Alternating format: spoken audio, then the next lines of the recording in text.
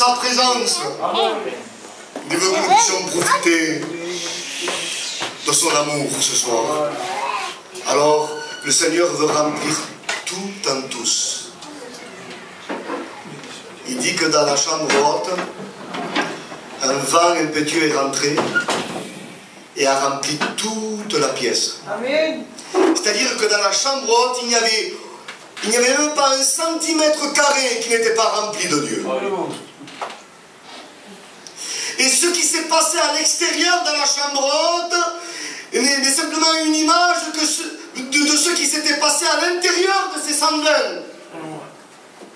Parce que nous avons l'image, il dit que le vent est rentré, il a rempli toute la pièce. Et après il dit qu'ils furent tous remplis du Saint-Esprit. Et ils parlèrent de nouvelles langues. Amen. Vous voyez, la pièce était véritablement l'image de ces personnes que le Seigneur voulait remplir. Dieu veut remplir toutes choses. Il faut lui laisser la place ce soir. Le chiffre 1, c'est aussi un chiffre parfait. Le mot 1 aussi signifie une unité composée.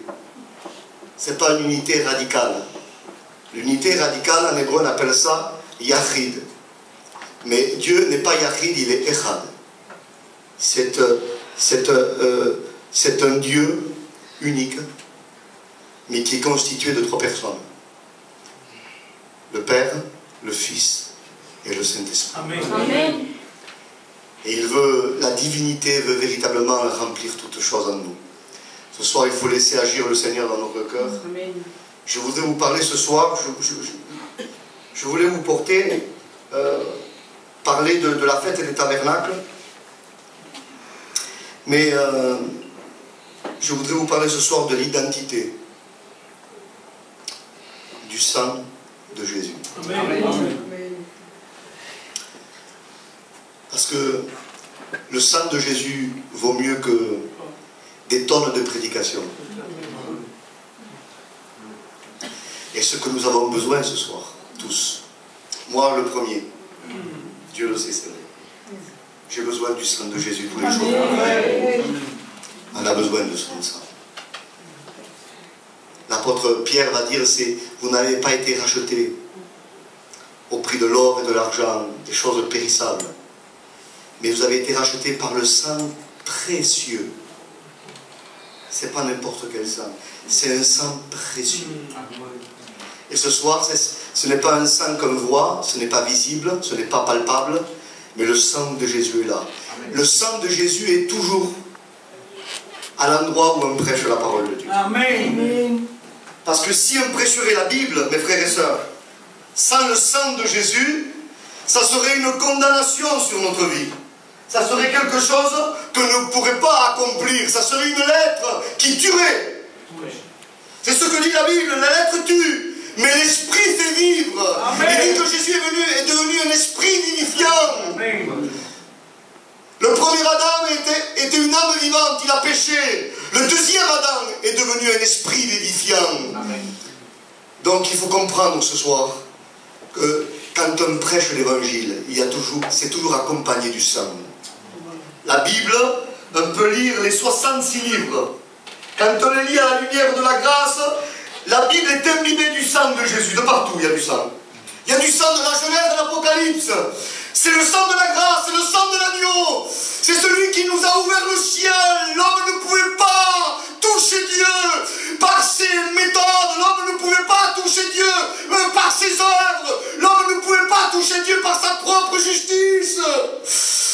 Dieu était trop loin de nous. Il a fallu que Dieu descende. Jésus est appelé Emmanuel, Dieu avec nous. Amen. Il est venu habiter sur la terre des hommes. Amen. Il est venu prendre la forme d'un serviteur, d'un simple esclave, pour mourir sous le bois de la croix. Comment ne pas aimer un Seigneur pareil? Comment ne pas le glorifier? Comment ne pas ouvrir tout mon cœur à lui? Parce que lui, à la croix, il s'est donné entièrement. Et ce soir, le Seigneur nous appelle à nous donner entièrement à lui. Nous voulons être participants, alléluia, des souffrances de la croix. Nous voulons aussi être crucifiés avec Christ. Amen. Comme Paul le disait, soyez mes imitateurs comme je le suis moi-même de Christ. Mais ce soir, il y a un moyen. il y a le sang. Et je voudrais faire une lecture avec vous, c'est dans l'Épître aux Romains, au chapitre 3. Et on va lire à partir du verset 23. Car il n'y a pas de distinction. Tous ont péché. Mais comment tous, Michael?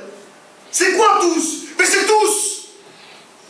C'est tous les patriarches de l'Ancien Testament, tous les prophètes, tous les rois, tous les apôtres, tous les hommes de Dieu de la Bible. Tous ont péché et sont privés de la gloire de Dieu.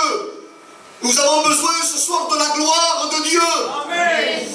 Nous avons besoin de la nuée de Dieu sur notre vie. Nous avons besoin de la nuée de Dieu sur nos foyers. Nous avons besoin de la nuée de Dieu dans nos familles qui n'appartiennent pas encore au Seigneur. On veut la gloire de Dieu au milieu de nous. Et nous étions privés de cette gloire avant parce que le péché mettait une muraille entre nous et Dieu. Mais quand Jésus est venu dans les eaux du baptême, il dit que le ciel s'est déchiré. Lui, Jésus, il est la gloire de Dieu. Amen. Ne cherchons pas la gloire de Dieu ailleurs. La gloire de Dieu, ce n'est pas quelque chose de mystique. La gloire de Dieu, ce n'est pas une religion. La gloire de Dieu, ce n'est pas quelque chose. La gloire de Dieu, c'est quelqu'un. C'est Jésus. Alléluia. Vous savez pourquoi il est la gloire de Dieu? Parce qu'il est le seul être humain à avoir fait toute la volonté de Dieu. C'est pour ça qu'il est la gloire de Dieu. C'est le seul être humain sur la terre qui n'ait jamais péché. Voilà pourquoi son sang est efficace. Et je continue un peu la lecture. Car il n'y a pas de distinction, tous ont péché et sont privés de la gloire de Dieu. Qu'est-ce que ça serait catastrophique s'il n'y aurait pas le sacrifice de la croix? Personne ne pouvait rentrer, personne. Quelle catastrophe, Seigneur. Mais il dit, ils sont gratuitement justifiés par sa grâce. C'est gratuit. Notre peuple, s'il faudrait payer le salut, il travaillerait toute la vie pour le payer. Parce que nous, on aime les bonnes affaires, non? En général, le gitan, il aime les bonnes affaires. Il ne veut pas se faire avoir. Hein, c'est vrai. Mais c'est gratuit. Et c'est pourtant, et c'est ça souvent qui nous embête à nous. Parce que c'est gratuit. Dieu n'a pas vendu sa bénédiction. Dieu n'est pas un commerçant. Nous, on est un peu comme les Juifs. On a l'esprit commerçant. Souvent, on veut troquer avec Dieu. Seigneur, je te donne ça, donne-moi ça. Ça ne marche pas. Dieu n'est que gratuité. Dieu, il donne ou il ne donne pas. Mais il ne vend pas. Ça, c'est sûr. C'est pour ça qu'il dit dans Ésaïe 55, venez vous tous qui avez soif, qui êtes altérés, venez aux eaux. Venez sans argent. Sans rien payer, rien. Venez acheter sans rien payer. C'est bizarre ça. Venez acheter sans rien payer parce qu'il y a une monnaie là. Vous avez vu? Chaque nation a sa monnaie. L'Europe c'est l'euro. Les États-Unis c'est le dollar. Et ainsi de suite. L'Église de Dieu possède une monnaie. C'est le sang de Jésus. Amen. C'est notre monnaie. Nous l'avons à notre disposition. Et nous devons nous en servir. Vous savez pourquoi? Quand on va témoigner au dehors, quand on va parler de Jésus, chaque fois qu'on parlera de Jésus, écoute bien mon frère, ma soeur, chaque fois que tu ouvriras la bouche pour parler de Jésus, le sang de Jésus sera présent. Amen. Il est là où on annonce sa parole. Amen. Le sang de Jésus, nous devons être des porteurs du sang de Jésus. On doit porter le sang de Jésus. C'est ce qu'était le roi David. Il y avait un homme qui s'appelait Ésaü. Il était roux. Rouge ou roux, c'est le même mot en hébreu, Édom. Il était Édom. C'est pour ça qu'on appelait le père des Édomites. On l'appelait Édom, Ésaü. Il était roux. Ça signifiait l'homme pécheur, l'homme qui avait vendu son droit d'aînesse, comme avait fait Adam. On ne trouve que deux hommes rouges dans la Bible. Lui, Ésaü, et il y en avait un autre, Dieu dit à Samuel, le prophète, va dans la maison d'Ésaïe et tu vas oindre un roi. Et tous les fils d'Ésaïe, vous connaissez l'histoire, tous un par un, Aminadab, les grands, ils étaient grands, ils avaient l'apparence, mais Dieu a dit non, lui je le rejetais, ce n'est pas lui, Eliab, ce n'est pas lui. Et tous ces fils d'Ésaïe sont passés, jusqu'à temps qu'il n'y avait plus personne. Et Samuel dit, mais Ésaïe, tu n'as que ces fils-là. Pourquoi? Pourtant Dieu m'a parlé. Je reconnais la voix de Dieu. Dieu m'a parlé, il m'a dit de venir chez toi. Parce qu'il y a un roi dans tes fils. Il y a le roi d'Israël que Dieu a choisi. Il y a le oint. Le oint en hébreu c'est le Mashiach, celui qui a reçu l'onction. Il dit oui, je l'aime. Il garde les brebis là-bas. Appelle-le. Et le texte dit qu'il était abdoni, c'est-à-dire il était rouge. Mais ce n'était pas le rouge d'Ésaü qui symbolisait le meurtre du péché. Mais c'était le rouge de la grâce, parce que de David est sorti le Jésus-Christ. De David est sorti celui qui allait verser son sang. Et ce rouge dans David, eh bien, déjà préfigurait la grâce de Dieu qui allait être déversée pour le péché de l'humanité. C'est pour ça qu'il a été choisi, parce qu'il portait en lui le sang de Jésus. Amen. Il portait déjà. Et on va lire juste le verset 24. Ils sont gratuitement justifiés par sa grâce, par le moyen de la rédemption qui est en Jésus-Christ. C'est lui. C'est-à-dire c'est lui. Ce n'est pas un autre. C'est lui que Dieu a destiné comme un moyen d'expiation pour ceux qui auraient la foi. Là je lis le texte reçu, parce qu'il y a des versions qui ne disent pas comme ça. Mais ceux qui ont les Bibles, vous n'aurez sûrement pas pareil que moi, mais c'est le texte reçu. Il dit, pour ceux qui auraient la foi en son sang. C'est-à-dire qu'il faut avoir la foi en son sang. Parce que son sang est digne de foi. Pourquoi le sang de Jésus?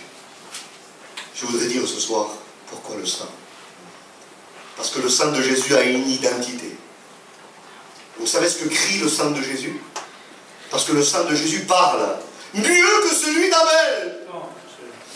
Celui d'Abel criait vengeance, mais voilà, pour l'un d'Abel, il est mort. Il n'a pas eu de résurrection pour lui. Mais le sang de Jésus parle mieux.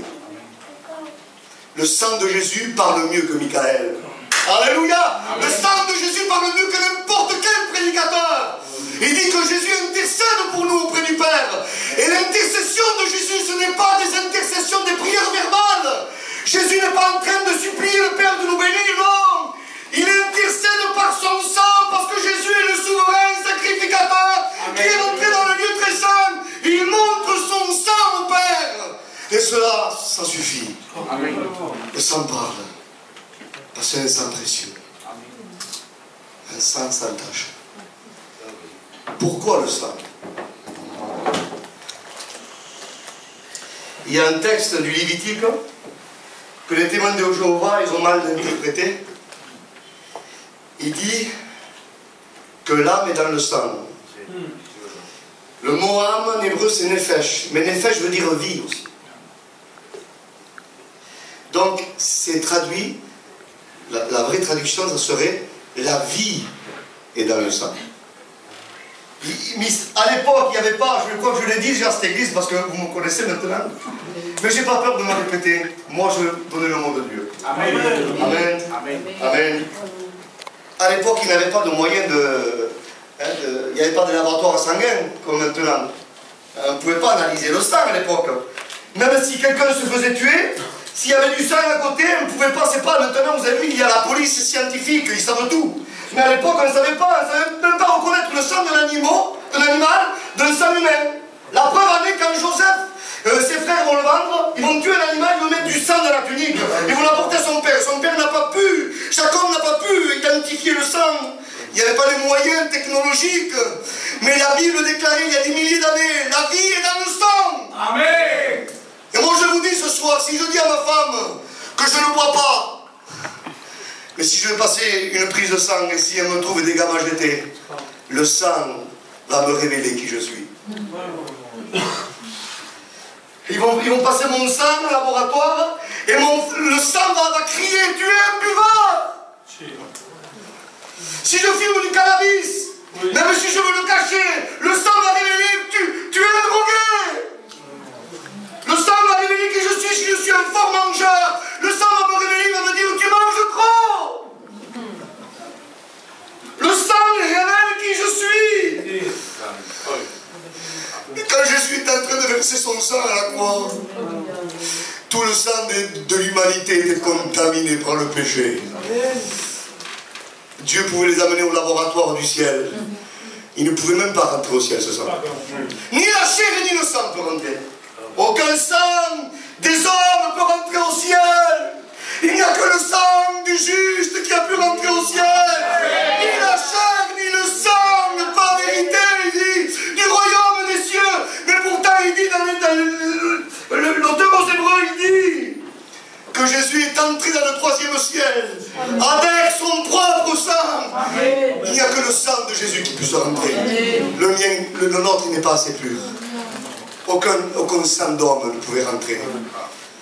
Il n'y avait que le sang de Jésus. Et vous savez, quand Jésus versait son sang à la croix, ce sang symbolisait sa vie. Les 33 années que Jésus a vécu sur terre.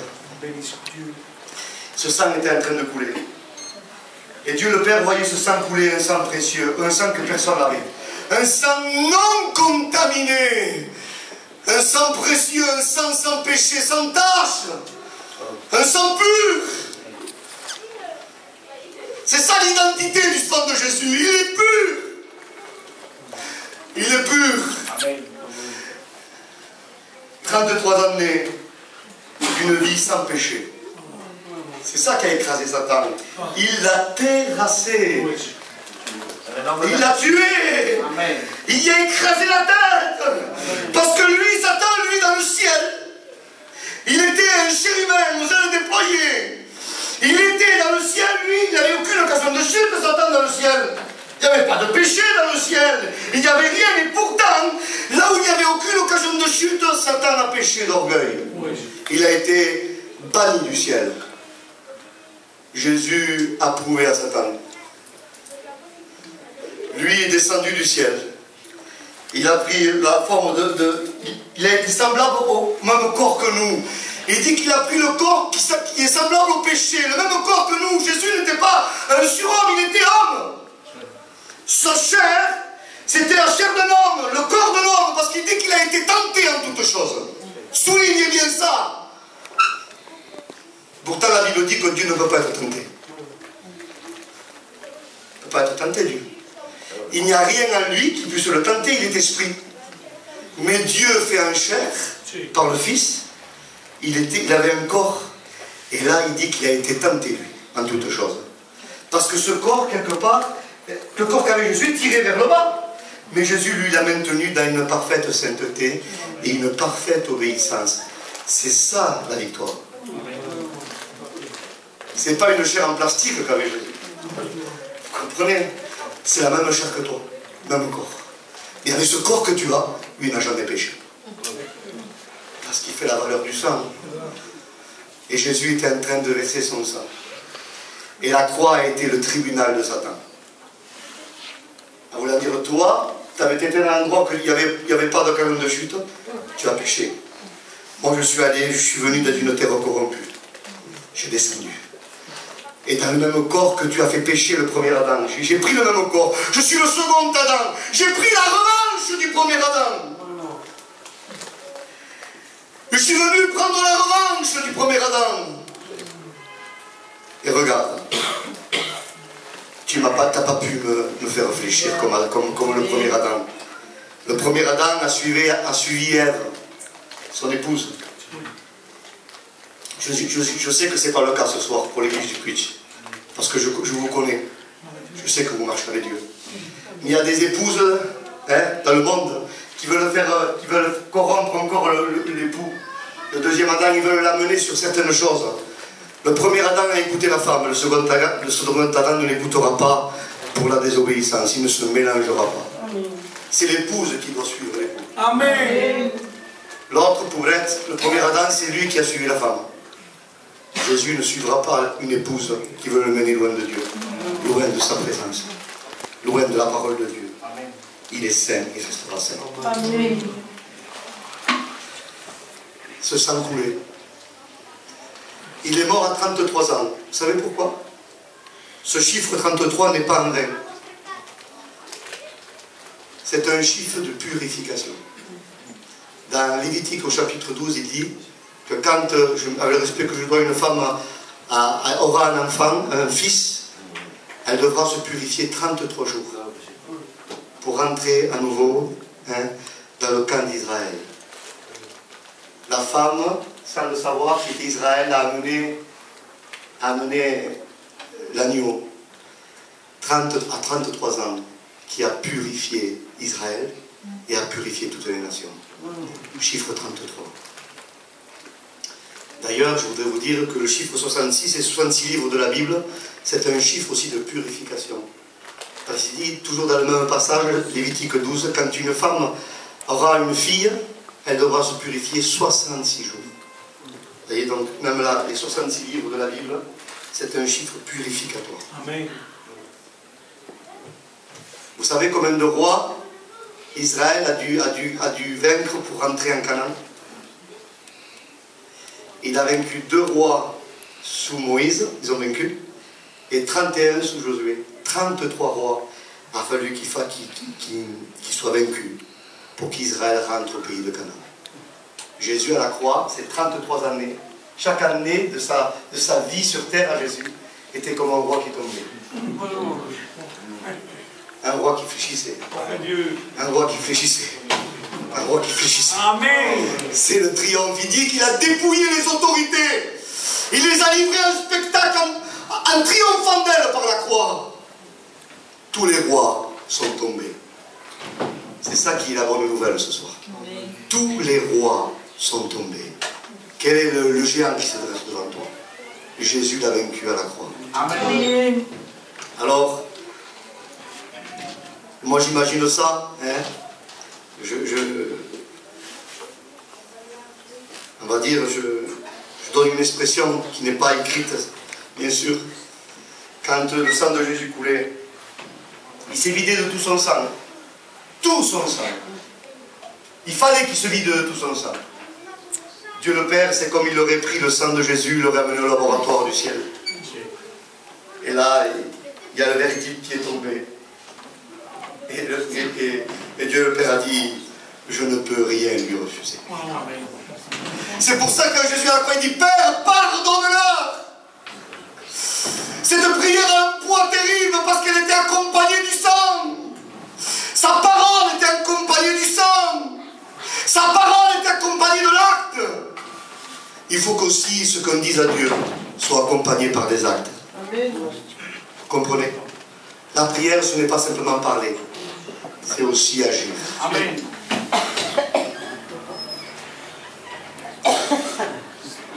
Je dis ça en passant. Moi, ça m'a fait du bien. Je vous le partage dans la liberté. Amen. Le mot parole en hébreu, on appelle ça davar. Davar signifie la parole, mais pas que la parole. La parole en hébreu, c'est aussi l'acte. C'est-à-dire quand un homme donnait parole, il n'y avait pas besoin de signature. Il devait accomplir ce qu'il avait dit. C'était un acte. Jésus a dit. Et il l'a fait. Amen. C'est pour ça que ça a eu du poids. Notre prière aura du poids aux yeux de Dieu. Quand on sera prêt à l'accomplir. Alors, notre prière doit être en harmonie avec notre vie. Et quand notre prière est en harmonie avec notre vie, eh bien, la prière est exaucée. C'est ce que Jésus dit.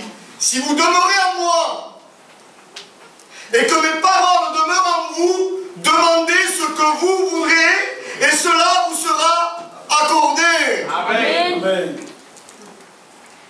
C'est important de savoir ça. Parce que c'est pas le tout d'avoir la foi oui, mais la foi obéit à Dieu. Il dit dans l'épître de Jean, il dit si ton cœur te condamne, Souvent, on emporte ce texte, on le sort du contexte. Et souvent, on l'emporte dans les réunions d'évangélisation. Si ton cœur te condamne, Dieu est plus grand que ton cœur. Et on le fait dire au texte qui ne dit pas. En voulant dire, certains le prêchent, ils disent, si ton cœur te condamne, n'aie pas peur. Dieu va l'excuser. Il est plus grand que ton cœur. C'est pas ça. Le texte dit, si ton cœur te condamne, le cœur c'est la conscience. Ça veut dire, si toi tu sais que tu as fait mal, Dieu est plus grand que ta conscience, et il dit, il connaît tout. Mais le verset plus bas nous révèle ce que Dieu veut nous dire. Il dit, si ton cœur ne te condamne pas, nous avons de l'assurance devant Dieu. Et quoi que nous lui demandons, nous savons que nous l'avons reçu. Amen. Parce que nous pratiquons ses commandements. Amen. Voyez, notre parole, c'est important. Vous savez, moi j'ai dit à Dieu, je vais être attentif à sa parole, mais je vais être attentif à ce que je dis à Dieu. Je préfère dire que de paroles, mais les réaliser, que d'en dire plein. Souvent, on ne sait pas ce qu'on dit à Dieu. On ne sait pas ce qu'on dit. Comme ses disciples, Seigneur, permets-nous d'être, quand tu seras dans ton règne, un à droite et un à gauche. Jésus a dit, vous ne savez pas ce que vous dites. Nous devons réaliser, Dieu est grand. Dieu est dans sa perfection. Réalisons ce que nous lui disons. Voilà pourquoi le sang de Jésus a eu de l'efficacité. Parce que le sang de Jésus symbolisait sa vie, toute sa vie. Il nous a donné toute sa vie. Il s'est offert pour nous. Que son nom soit béni. Amen. Il dit, le sang de Jésus, son Fils, nous purifie de tout péché. Amen. Et foi dans ce sang. N'est pas foi dans le tien, sang. Je m'excuse pour l'expression. Moi, je ne peux pas avoir foi dans mon sang à moi. Parce que si j'analyse mon sang, vous savez ce qu'il va me dire, le sang? S'il pourrait me dire toutes les informations. Hein? Michael, oui, tu es gitan catalan. Tu étais un bon gitan. Tes ancêtres aussi. Ils t'ont élevé comme un bon gitan. Mais le sang que tu as ne peut pas te sauver. Parce que ni la chair et ni ton sang ne peuvent hériter du royaume des cieux. Donc je ne peux pas avoir foi dans mon sang. Vous savez que le sang aussi, c'est les gènes. Moi, je porte des gènes en moi qui ne sont pas agréables à Dieu. Je ne peux pas me présenter avec Dieu, devant Dieu avec mes gènes à moi, avec mon caractère, avec mes pensées. Le sang de Jésus purifie de tout péché, c'est-à-dire qu'il veut venir sur toi. Mais bien plus, il veut rentrer en toi. Parce que le sang est fait pour rentrer. Le sang doit véhiculer dans notre vie. La vie de Christ veut véhiculer dans toute ta vie. C'est pour ça qu'il dit qu'il nous a régénérés. Vous savez, mon fils, moi je me vois à moi dans mon fils. Il a 16 ans, quand je le vois, il a les fers de moi. Et tout le monde qui le voit, il dit c'est le même, hein? Laurent, tu le connais? Pourquoi? Parce qu'il est de mon sang. Il a mon caractère, il a des fois ma manière de faire, de marcher. C'est normal, il est de mon sang. Ce sont mes gènes que je lui ai transmis par mon sang. Il dit que le Seigneur nous a régénérés par son sang à lui. Amen. Son sang est rentré dans nos veines. Ce soir, si tu laisses entrer le sang de Jésus dans tes veines, le sang de Jésus va consumer tes passions. Le sang de Jésus va consumer le péché. Parce qu'il dit que le sang de Jésus purifie de tout péché, ça ne veut pas simplement nous dire nous couvrir, non, il nous couvre, c'est vrai, il efface toute notre transgression passée, mais il nous régénère aussi, c'est-à-dire il vient sur nous, mais il rentre en nous, il faut le laisser rentrer. Parce que souvent, tu laisses le sang de Jésus sur ta vie, mais tu repars, tu ne le laisses pas rentrer. Donc tu es jamais régénéré. Il faut laisser le sang de Jésus rentrer. Amen. Et si tu laisses le sang de Jésus rentrer, je parle d'une façon spirituelle, bien sûr, il va te donner son caractère. Amen. Le sang de Jésus va te donner son amour. Le sang de Jésus va te donner sa sainteté. Amen. Le sang de Jésus va te donner sa force. Tu as besoin de le laisser rentrer ce soir. Amen. De laisser rentrer ce sang précieux dans ta vie. Laisse-le entrer. Laisse-le agir dans ta vie. Le Seigneur veut faire de toi quelqu'un de nouveau ce soir. Amen. Son sang purifie de tout péché. Il n'existe pas un péché